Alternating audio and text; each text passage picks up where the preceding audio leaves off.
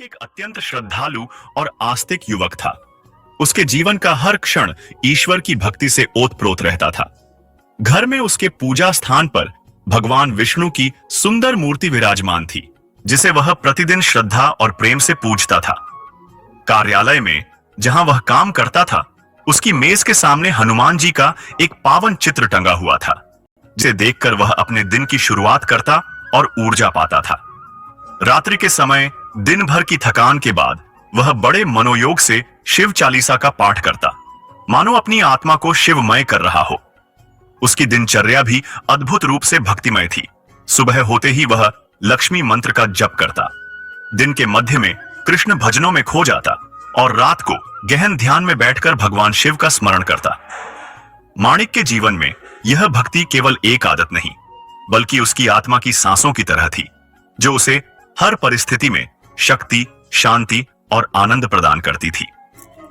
वह हर रूप में ईश्वर को देखता था, पर एक दिन एक ज्ञानी पंडित ने उससे कहा, तुम्हारी भक्ति बिखरी हुई है, इतने नामों का जाप करोगे तो कोई सुन नहीं पाएगा। ईश्वर भ्रमित हो जाते हैं। यह सुनकर माणिक का हृदय दुखी हो गया। उसने सोचा, क्या मैं गलती कर रहा हूं? क्या एक ही ईश्वर के कई नाम जपना अनुचित है? वह सीधे एक पुराने शिव मंदिर गया और शिवलिंग के सामने बैठकर बोला, हे भोलेनाथ, कृपया मेरी उलझन दूर कीजिए। क्या मैं गलत कर रहा हूं जो आपके साथ साथ विष्णु, लक्ष्मी, राम, हनुमान सभी के नाम लेता हूं? और तभी अचानक मंदिर में हवा स्थिर हो गई, दीपक स्थिर जलने लगे। माणिक ने आंखें खोली और सामने भगवान शिव प्रकट हो चुके थे। त्रिशूल के स्पर्श से हवा में कंपन हो रहा था, पर उनकी वाणी मधुर और करुणामयी थी। भगवान शिव बोले, वत्स माणिक, तेरा प्रश्न भक्ति की गहराई से उत्पन्न हुआ है और मैं उसका उत्तर अवश्य दूंगा। भगवान शिव ने दिव्य स्वर में कहा, हे भक्त, जान ले, जिस प्रकार एक सूर्य अनगिनत जलधाराओं और नदियों में अलग अलग प्रतिबिंबित होता है, उसी प्रकार एक ही परमात्मा अनगिनत रूपों में पूजे जाते हैं। विष्णु, राम, कृष्ण, शिव, लक्ष्मी, दुर्गा, ये सब मेरे ही विभिन्न आयाम हैं, मेरे ही प्रकाश के अलग अलग रंग हैं। जो भक्त सच्ची श्रद्धा और प्रेम से किसी भी नाम का स्मरण करता है, वह वास्तव में मुझे ही स्मरण कर रहा होता है, क्योंकि नाम और रूप अनेक हैं, परंतु आत्मा वह एक ही है और वह मैं हूं। भगवान शिव ने मुस्कुराते हुए कहा, मेरे बच्चे, नाम अलग हो सकते हैं, पर भाव एक होना चाहिए। यदि कोई मेरी पूजा केवल नियम निभाने के लिए करता है और किसी अन्य देवी देवता की पूजा सच्चे प्रेम से करता है, तो उसका मन मुझसे दूर हो जाता है। लेकिन जो हर रूप में, हर नाम में, हर आराध्य में उसी एक परम सत्य को देखता है, वही सच्चा ज्ञानी है। ईश्वर के नाम भले अनेक हों, परंतु उनकी आत्मा एक ही है। जब तुम्हारा हृदय हर आराधना में उसी एक प्रेम और श्रद्धा से भर जाता है, तब मैं तुम्हारे हर नाम, हर मंत्र और हर पुकार में उपस्थित हो जाता हूं। भगवान शिव ने करुणा भरी वाणी में कहा, भक्ति का मूल मंत्र है एकत्व। अनेक मंत्रों का जाप करना कोई दोष नहीं, बशर्ते तुम्हारा मन भटकने न पाए।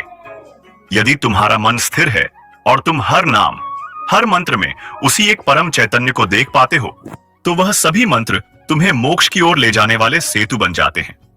स्मरण रखो, मेरे बच्चे, मंत्रों की संख्या नहीं, बल्कि उनमें प्रवाहित होने वाला तुम्हारा भाव ही तुम्हारी भक्ति की दिशा तय करता है। सभी देवताओं की आत्मा एक है और वह मैं ही हूं। जिसने यह जान लिया कि हर रूप में वही चेतना विद्यमान है, उसने भक्ति का सार पा लिया। भ्रम तभी जन्म लेता है जब तुम ईश्वर को अलग अलग बिखरे हुए रूपों में देखने लगते हो। जैसे एक ही जल से अनेक नदियां बहती हैं, वैसे ही मैं हर रूप में, हर नाम में, हर ध्वनि में व्याप्त हूं। तुम चाहे राम कहो, रुद्र कहो या राधा, यदि प्रेम और श्रद्धा से पुकारते हो, मैं उसी क्षण सुनता हूं। मेरे लिए नाम और रूप बदलने से कुछ नहीं बदलता, क्योंकि मैं भाव का भूखा हूं, शब्दों का नहीं। भगवान शिव की बातें सुनकर माणिक की आंखों से आंसू बहने लगे। उसने हाथ जोड़कर कहा, हे नीलकंठ, आपने मेरी आत्मा को शांति दी। अब मैं जान गया हूं कि भक्ति का मार्ग नामों में नहीं, भाव में है।